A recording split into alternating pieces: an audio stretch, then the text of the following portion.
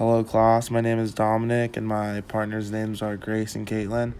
And for our research presentation, we decided to do it on the ketogenic diet. For our first slide, we have what is the keto diet? The keto diet is a high carb, low fat diet that essentially forces the body to burn fat rather than carbohydrates. And the picture we have on the slide is the keto food pyramid, and it just essentially shows what foods you could eat on the keto diet and what they exclude. And on the slide, we have 5 benefits to the keto diet. One of the main ones being weight loss, reduced blood pressure, slower aging process, improved sleep and mood, and increased energy and efficiency. For our second slide, we have the history of the keto diet. The ketogenic diet became popular as a therapy for epilepsy in the 1920s and 30s. It was developed to provide an alternative to a non-mainstream fasting, which had demonstrated success as an epilepsy therapy. Method was abandoned due to the introduction of anticonvulsant therapies, and within the past 10 years, it made a comeback as an aid in weight loss. The ketogenic diet to some may seem very limiting to what you can and cannot consume.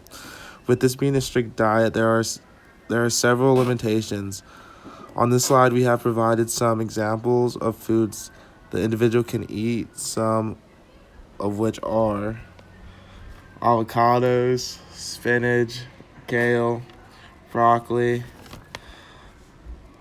nuts, and other vegetables. Because the keto diet is so limiting, there is a multitude of foods that you cannot eat or you would want to avoid. Foods made with sugar or caloric sweetener, such as honey and maple syrup. Foods made with flour, grains, starchy vegetables, fruit, and lactose-rich dairy products like milk and ice cream. In this slide, we're going to show you how the keto diet compares to other diets. Again, the keto diet forces the body to burn fats rather than carbohydrates. As in a normal diet, carbohydrates act as the main fuel source. However, when you deplete your body from consuming carbs, your body must adapt to burn the fat that has been recently stored. And the picture we have shows the differences between the traditional diet and a ketosis diet. In a traditional diet, glucose levels rise, the pancreas secretes insulin. Insulin moves glucose into the cells, and energy is created. For a ketosis diet, glucose levels fall, lipase release triglycerides, fatty acids travel to the liver, and the liver produces ketones into energy. In this slide, I'm going to explain to you how the keto diet works. The human body's primary energy source is carbohydrates. The keto diet requires the deprivation of carbohydrates to force the body to use the fat stored as energy.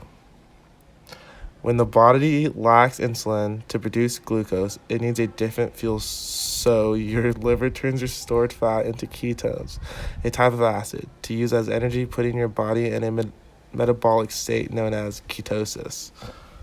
Beautiful. Hey everyone, it's Grace. Dom kind of went over how the body adapts when it is in ketosis. So I'm going to kind of do an overall overview of ketosis.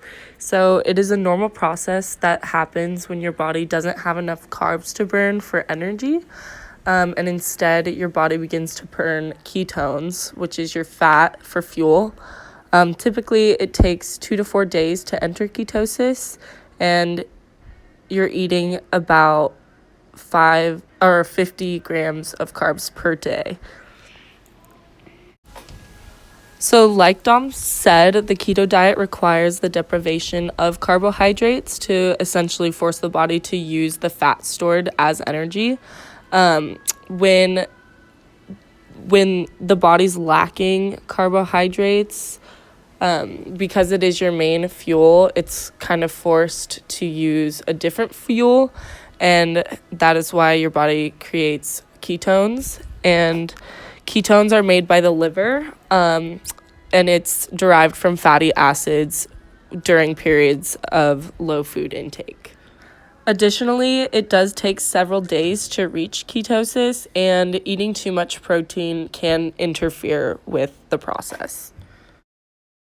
So, the keto diet can work for a little bit and be okay for your body, but when your body ends up storing too many ketones and your body becomes really acidic, you fall into this metabolic process of ketoacidosis. So this is when the body stores up too many ketones, and again, a ketone is an acid produced as a byproduct of burning fats, and the blood becomes way too acidic, which can ultimately damage the liver, kidney, and the brain. And sometimes if it's left untreated, it can be fatal. So this is really important for people who are considering the keto diet.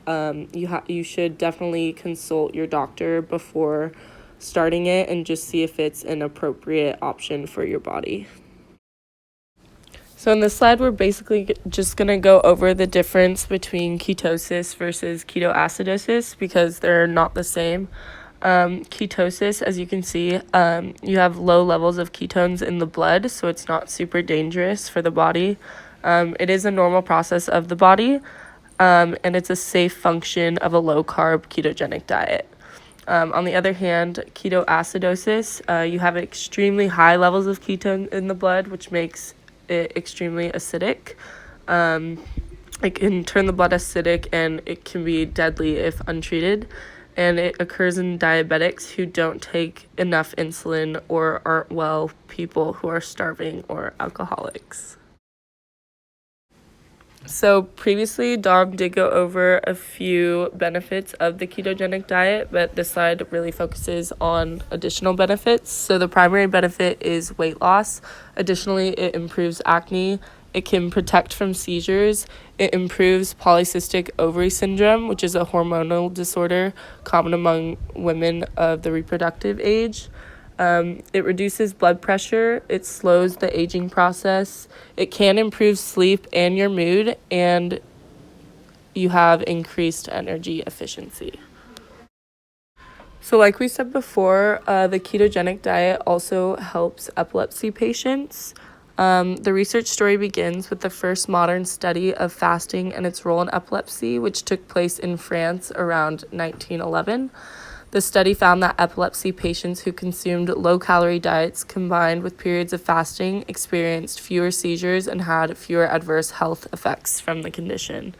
Around the same time, an American osteopathic physician named Hugh Conklin began to recommend fasting to his epileptic patients to help them get their seizures under control. Using this method, it caused epileptic patients to fast for 18 to 25 days at a time, and he boasted a 50% success rate for adults and as high as a 90% success rate for children. So as you can see, it was extremely beneficial for these patients. Consequences that people reported while on the keto diet. So the keto diet could cause low blood sugar or hypotension, kidney stones, constipation, nutrient deficiencies, and increased risk of heart disease, to list a few. Overall, keto is not safe if you have any conditions involving the pancreas, liver, thyroid, or gallbladder. And this is because if you have, for example, problems with your liver, you can overload on ketones on accident, resulting in acidosis, making the environment acidic and potentially being fatal. There was another finding stating that keto diet could also contribute to non-alcoholic fatty liver disease. Overall, you just don't want to participate in this diet if you have any of those conditions. So the next slide, we kind of laid out the same examples The keto diet risks are nutrient deficiencies if you're opting out of consuming carbohydrates, liver problems, kidney problems, constipation, fuzzy thinking caused by hypotension or low blood pressure, and fainting. It could also be a symptom, as well as mood swings, and there's a risk of developing eating disorders because of the weight loss factor and motivation in this diet. So at the bottom you can see a picture.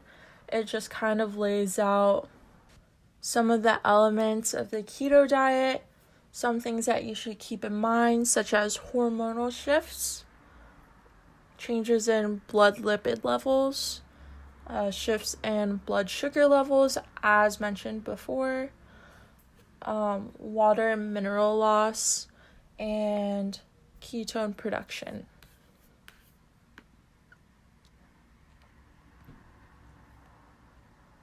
So why people start keto? It's primarily for weight loss, but it is also known for reducing blood sugar and insulin levels. It may also lower blood pressure, as it was reported in some of the reviews.